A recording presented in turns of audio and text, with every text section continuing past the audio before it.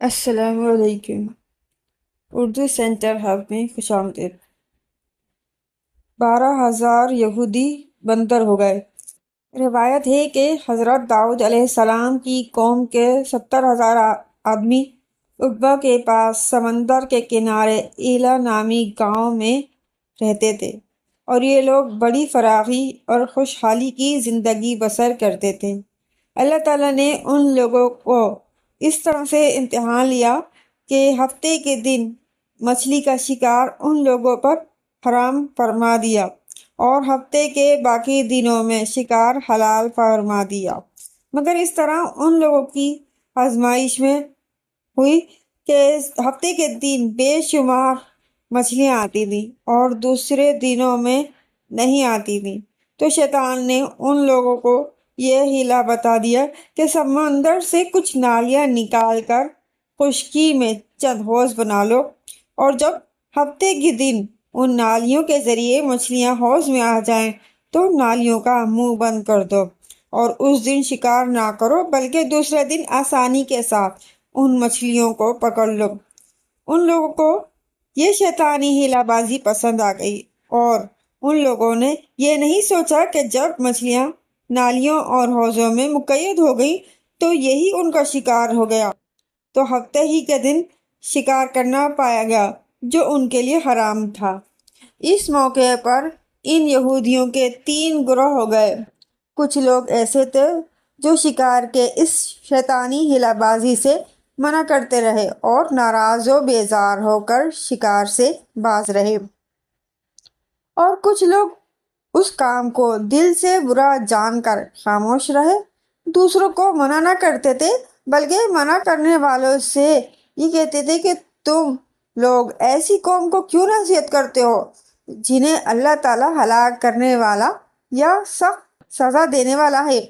اور کچھ وہ سرکش اور نافرمان لوگ تھے جنہوں نے حکم خداوندی کی اعلانیہ مخالفت کی اور شیطان کی ہیلا بازی کو مان کر ہفتے کے دن شکار کر لیا اور ان مچھلیوں کو کھایا اور بیچا بھی۔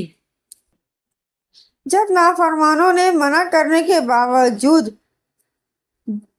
شکار کر لیا تو منع کرنے والی جماعت نے کہا کہ اب ہم ان معصیت کاروں سے کوئی میل ملاپ نہ رکھیں گے۔ چنانچہ ان لوگوں نے گاؤں کو تقسیم کر کے درمیان میں ایک دیوار بنا لی اور آمد و رفت کا ایک الگ دروازہ بھی بنا لیا۔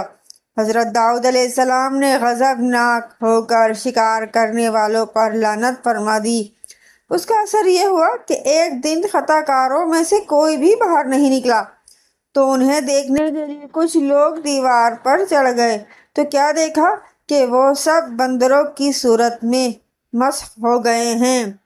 اب لوگ ان مجرموں کا دروازہ کھول کر اندر داخل ہوئے تو وہ بندر اپنے رشتہ داروں کو پہچانتے تھے اور ان کے پاس آ کر ان کے کپڑے سونگھتے تھے اور زار و زار روتے رہے، مگر لوگ ان بندر بن جانے والوں کو نہیں پہچانتے تھے۔ ان بندر بن جانے والوں کی تعداد 12,000 تھی۔ یہ سب 3 دن تک زندہ رہے اور اس درمیان میں کچھ بھی کھا پی نہ سکے، بلکہ یوں ہی بھوکے پیاسے سب کے سب ہلاک ہو گئے۔ شکار سے منع کرنے والا گروہ ہلاکت سے سلامت رہا، اور صحیح قول یہ ہے کہ دل سے برا جان کر خاموش رہنے والوں کو بھی اللہ تعالیٰ نے اس ہلاکت سے بچا لیا۔ اس واقعہ کا اجمالی بیان سورہ بقرہ کی اس آیت میں ہے۔ وَلَقَدْ عَلِمْتُمُ الَّذِينَ اعْتَدَوْا مِنكُمْ فِي السَّبْتِ فَقُلْنَا لَهُمْ كُونُوا قِرَدَةً خَاسِئِينَ، اور بے شک ضرور تمہیں معلوم ہے تم میں کہ وہ جنہوں نے ہفتے میں سرکشی کی تو ہم نے ان سے فرمایا کہ ہو جاؤ بندر دھتکارے ہوئے۔ اور مفصل واقعہ سورہ اعراف میں ہے جس کا ترجمہ یہ ہے، اور ان سے حال پوچھو اس بستی کا کہ دریا کے کنارے آباد تھی، جب وہ ہفتے کے بارے میں حد سے بڑھتے جب ہفتے کے دن ان کی مچھلیاں پانی پر تیرتی ان کے سامنے آتی اور جو دن ہفتے کا نہ ہوتا نہ آتی، اس طرح ہم انہیں آزماتے تھے ان کی بے حکمی کے سبب۔ اور جب ان سے ایک گروہ نے کہا، کیوں نصیحت کرتے ہو ان لوگوں کو جنہیں اللہ ہلاک کرنے والا ہے یا انہیں سخت عذاب دینے والا ہے؟ بولے، تمہارے رب کے حضور معذرت کو اور شاید انہیں ڈر ہو۔ پھر جب وہ بھلا بیٹھے جو نصیحت انہیں ہوئی تھی، ہم نے بچا لیے وہ جو برائی سے منع کرتے تھے، اور ظالموں کو برے عذاب میں پکڑا، بدلہ ان کی نافرمانی کا۔ پھر جب انہوں نے ممانعت کے حکم سے سرکشی کی، ہم نے ان سے فرمایا، ہو جاؤ بندر دھتکارے ہوئے۔ معلوم ہو کہ شیطانی ہیلہ بازیوں میں پڑ کر اللہ تعالیٰ کے احکام کی نافرمانیوں کا انجام کتنا برا اور کس قدر خطرناک ہوتا ہے، اور خدا کے نبی جن بد نصیبوں پر لعنت فرما دیں، وہ کیسے ہولناک عذاب الہی میں گرفتار ہو کر دنیا سے نیست و نابود ہو کر عذاب نار میں گرفتار ہو جاتے ہیں اور دونوں جہان میں ذلیل و خوار ہو جاتے ہیں۔ نعوذ باللہ منہ۔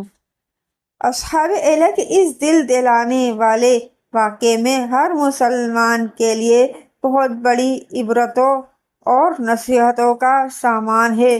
کاش اس واقعے سے مسلمانوں کے قلوب میں خوف خدا بندی کی لہر پیدا ہو جائے اور وہ اللہ اور رسول کی نافرمانیوں سے منہ موڑ کر صراط مستقیم کی چارہ پر چل پڑیں اور دونوں جہانوں کی سربلندیوں سے سرفراز ہو کر اعزاز و اکرام کی سلطنت کے تاجدار بن جائیں۔ آمین۔